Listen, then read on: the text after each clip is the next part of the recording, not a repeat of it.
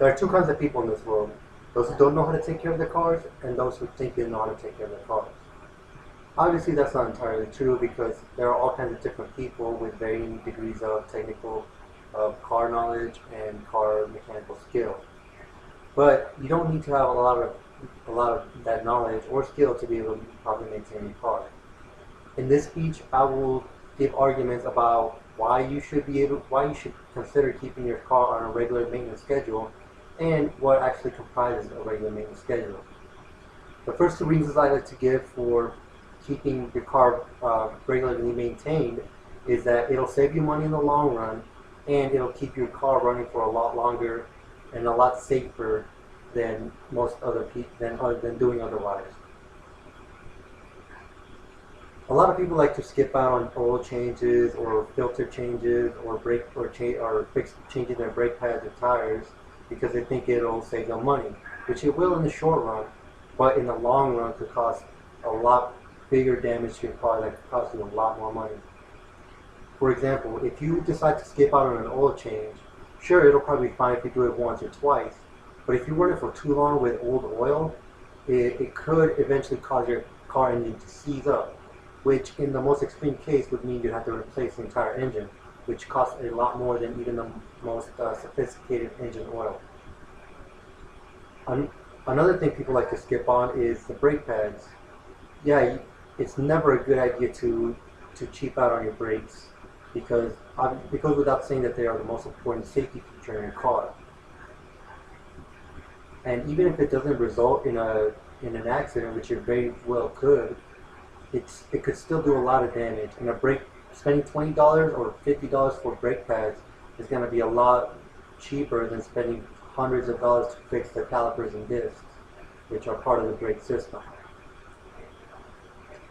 And also doing these inspections will keep your car running for a lot longer and a lot safer than if you neglected it. So it'll save you from having to purchase a new car because the one you have right now does not break down because you maintain it properly. Now, part of what makes a good maintenance schedule is just replacing the oils and filters when they are supposed to, and inspecting all areas of the car to make sure that they're in proper working condition. For example, make sure that there's no leaks, and if there are leaks, you identify where they're from and how to fix them. Again, this goes back to fixing a problem when it's small and it's cheaper to fix instead of waiting for it to become a bigger, more expensive problem. Another thing is with brakes and tires. Those parts are designed to wear down and have to be replaced when they reach a certain limit. And you always want to make sure your brakes and tires are in the best condition to handle, because you never want to be outside of your control when you're handling your car.